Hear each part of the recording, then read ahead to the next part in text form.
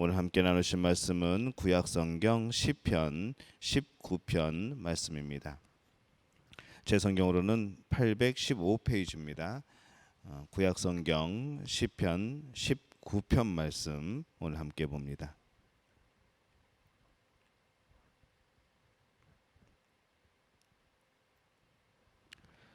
시편 19편 말씀 우리 한 목소리로 함께 봉독합니다.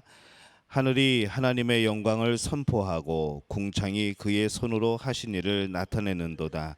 날은 날에게 말하고 밤은 밤에게 지식을 전하니 언어도 없고 말씀도 없으며 들리는 소리도 없으나 그의 소리가 온 땅에 통하고 그의 말씀이 세상 끝까지 이르도다.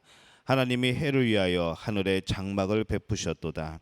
해는 그의 신방에서 나오는 신랑과 같고 그의 길을 달리기 기뻐하는 장사 같아서 하늘 이 끝에서 나와서 하늘 저 끝까지 운행하며 그의 열기에서 피할 자가 없도다.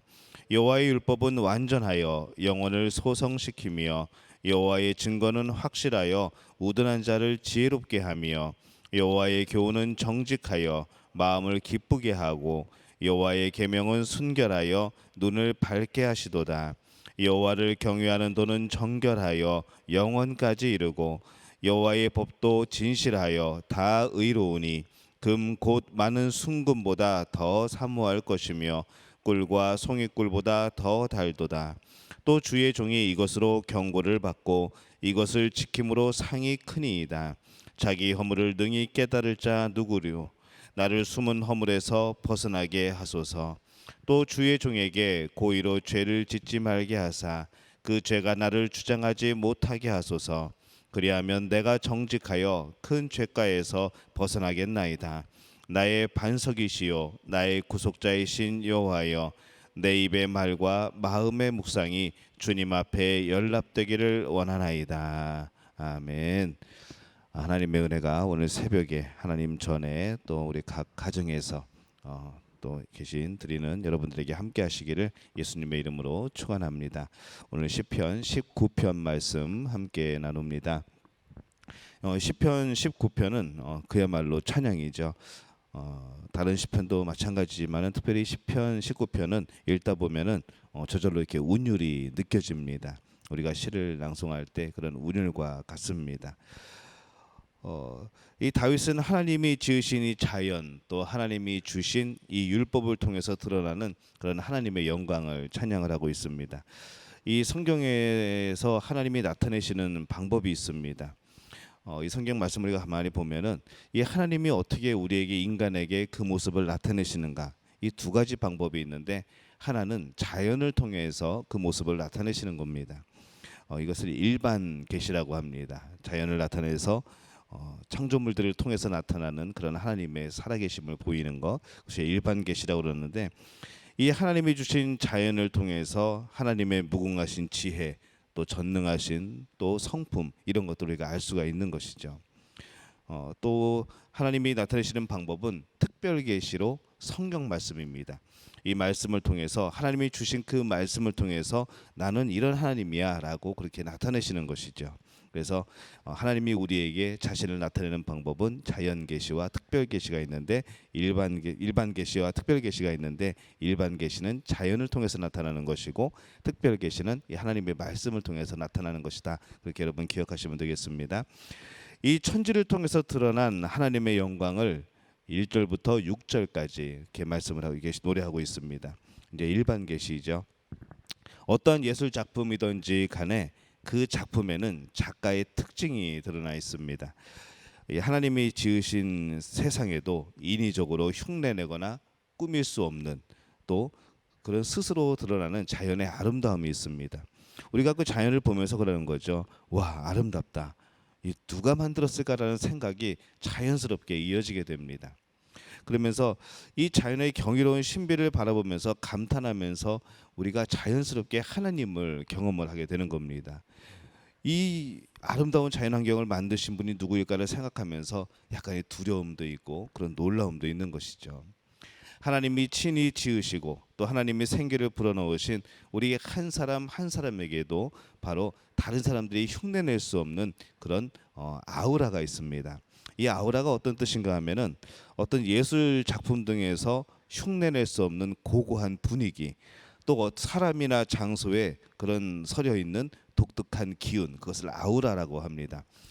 이 아우라라는 단어가 참 여기 오늘 또 말씀에서도 사용이 되는군요. 이 하나님이 친히 지으신 만물에도 바로 이 하나님의 아우라, 이 하나님의 그런 손길이 담겨져 있는 겁니다. 하나님의 뜻이 그 안에 있고 하나님의 영이 그 안에 새겨져 있는 것이죠. 우리가 그것을 발견하고 찾아 나가는 과정, 그것을 보면서 감탄하고 놀라고 두려워하는 과정, 이것이 바로 우리가 살아가는 삶의 여정이라고 우리가 생각할 수 있습니다. 이 하나님은 창조의 세계, 우주 만물을 통해서 하나님의 자신의 영광을 드러내십니다. 하늘이 하나님의 영광을 선포하고 궁창이 하나님이 하신 일을 증언한다라고 1절에서 말씀을 하죠. 또 낮과 밤, 달과 별, 하늘과 땅의 이 모든 것이 하나님의 위대하심을 노래한다라고 2절에서 6절까지 그렇게 찬양을 하고 있습니다. 이 다윗은 이 피조물의 세계 그 자체가 하나님의 영광을 드러낸다고 말씀을 합니다. 그래서 이 본문에 사용된 시의 언어들을 보면은 창세기 1장에 나오는 그 언어와도 같습니다. 그래서 이 다윗은 창조주이신 하나님을 찬양하고 또 그에게 영광을 돌리고 있는 것이죠. 이 당시 태양이나 하늘과 같은 이 자연을 찬양하고 신격화하는 일은 이렇게 보기 드문 일은 아니었습니다. 바벨론도 그랬고 애굽도 그랬고 또 아덴에서도 그러한 종류의 그런 찬양의 시들은 얼마든지 발견할 수 있었습니다. 이 자연을 찬양하다 못해서 그것이 신격화되는 그런 노래나 그런 시들이 있던 것이죠. 그러나 이 시편 19편에서는 자연을 신격화하지 않습니다. 철저하게 인격화시킵니다. 피조물에 불과한 이 자연을 찬양받는 존재가 아니라 우리의 그런 우러름을 받는 존재가 아니라 바로 창조주 하나님이 만드신 것이라고 말씀을 하고 있고 또 그것조차도 이 피조물 전체가 하나님께 영광 돌리고 찬양을 하고 있다고 그렇게 노래를 하고 있는 것이죠. 이것이 이제 다른 점이죠. 가끔가다 그런 경우들이 있습니다. 어떤 집의 마당에 오래 심겨진 나무들이 있습니다. 그러면은 뭐 새로 이사를 왔다거나 그러면은 정말 그 나무가 거슬리고 정말 불필요하면은 이렇게 파서 옮기고 막 그럴 텐데 어떤 분들은 그러지 못하는 분들이 있습니다. 왜냐하면은 그 나무를 베어내면은 워낙 오래된 나무라고 설명을 듣다 보니까 왠지 그 나무를 베어내면은 뭐가 잘못될 것 같은 두려움이 있는 것이죠. 근데 우리 믿는 사람들 중에서도 그런 분들이 있습니다. 그래서 우리가 생각할 때에 우리가 이 말씀을 가만히 읽다 보면은 이 모든 피조물들, 하나님이 만드신 창조물들은 그 자체에 생명이 있긴 하지만은 그것 자체가 하나님보다 앞설 수는 없는 것이죠. 우리의 신앙보다 앞설 수는 없습니다. 그래서 우리 안에 그런 미신들, 또 우리 안에 그런 샤머니즘 같은 그런 것들을 우리가 제할 필요가 있습니다. 여러분이 어떤 것을 두려워하십니까? 어떤 행동을 두려워하십니까? 나는 이런 행동을 하면은 뭐 하루가 뭐 이상하게 일이 꼬인다던가 뭐 그런 게 있으신 분들은 다 털어내시기를 바랍니다. 아무것도 여러분을 하나님의 사랑에서 끊을 수가 없는 것을 기억하시기를 바랍니다. 이 시를 읽을 때에 당시 잘못된 세계관, 막 자연들을 신격화시키는 이런 세계관을 모든 사람들이 이 시를 듣게 될 때에는 먼저 찔림이 있는 것이죠. 또 이 다윗은 이 시를 통해서 그런 사람들에게 도전장을 내밉니다. 너희들은 그것을 신이라고 생각하고 그것을 섬기고 있지만은 그거 하나님이 다 만드신 거라는 거죠. 그리고 그 하나님께서 바로 그 자연 만물을 통해서 영광을 받으신다는 겁니다. 그리고 너희들도 그 피조물을 섬기지 말고 그 피조물을 만드신 그 하나님을 찬양하라고 그렇게 권고하는 그런 또 권고도 있습니다. 이 6절까지가 바로 이 일반 계시, 자연을 통해서 하나님을 드러내시는 일반 계시라고 한다면은 7절부터 13절까지는 특별 계시의 부분입니다. 바로 이 하나님의 말씀을 통해서 드러난 하나님의 영광이죠.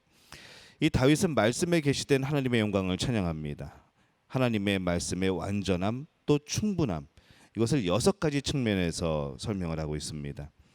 여호와의 율법은 완전하여 영혼을 소성케 하고 또 여호와의 증거는 확실하여 우둔한 자를 지혜롭게 하고 또 여호와의 교훈은 정직하여 마음을 기쁘게 하고 여호와의 계명은 순결하여 눈을 밝게 하고 또 여호와를 경외하는 도는 정결하여 영혼까지 이른다. 또 여호와의 법은 진실하여 다 의롭다. 이렇게 설명을 합니다.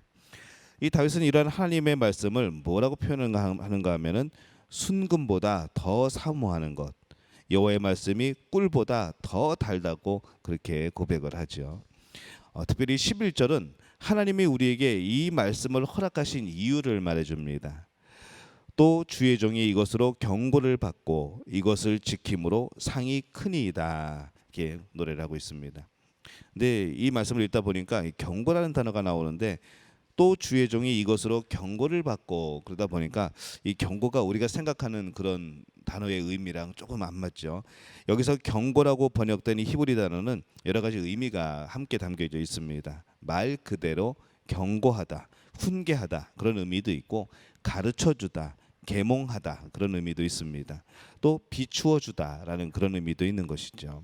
그래서 이 또 주의 종이 이것으로 가르침을 받고 이것을 지킴으로 상이 크니이다. 이 말씀을 가르침을 받고 지킴으로 상이 크다는 그런 의미가 됩니다.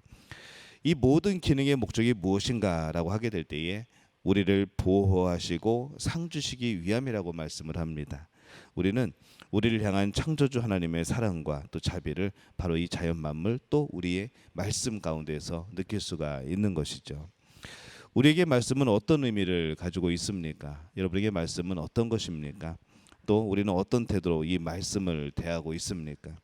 하나님의 말씀에 귀를 기울이고 우리가 이 말씀을 하나님의 살아있는 말씀으로 믿고 순종하기만 한다면 우리는 상을 얻는다고 이 말씀이 말씀을 하고 있습니다. 마지막에 14절에는 다윗의 기도가 나옵니다. 나의 반석이시요 나의 구속자이신 여호와여 내 입의 말과 마음의 묵상이 주님 앞에 연락되기를 원하나이다. 이 연락되다라는 표현은 하나님이 받으실 만한 것이 되기를 원한다라는 그런 뜻입니다. 하나님 마음에 들기를 원한다는 거죠. 이 표현은 이 하나님께 드렸던 그런 제사를 연상시킵니다. 그렇다면 이 다윗은 자신의 말과 이 마음의 묵상을 무엇으로 드리고 있는가 하면은 하나님 앞에 제단 위에 제물로 드리고 있는 겁니다. 입의 말은 밖으로 드러난 것이고 마음의 묵상은 드러나지 않은 내 내면의 것인 것이죠. 그래서 우리가 진정으로 하나님께 영광을 돌리고 이 하나님을 찬양하기를 원한다면은 하나님께 예배하기를 원한다면은 우리는 말과 묵상 이 모두 하나님이 받으실 만한 것이 되어야 됩니다. 다 정결해야 되는 것이죠. 입술만 정결한 것이 아니라 우리의 마음도. 그래서 우리의 예배는 우리의 찬양은 우리의 입술과 우리의 마음이 함께하는 겁니다. 우리가 예배 전에 우리가 예배를 시작하면서 찬양을 부릅니다.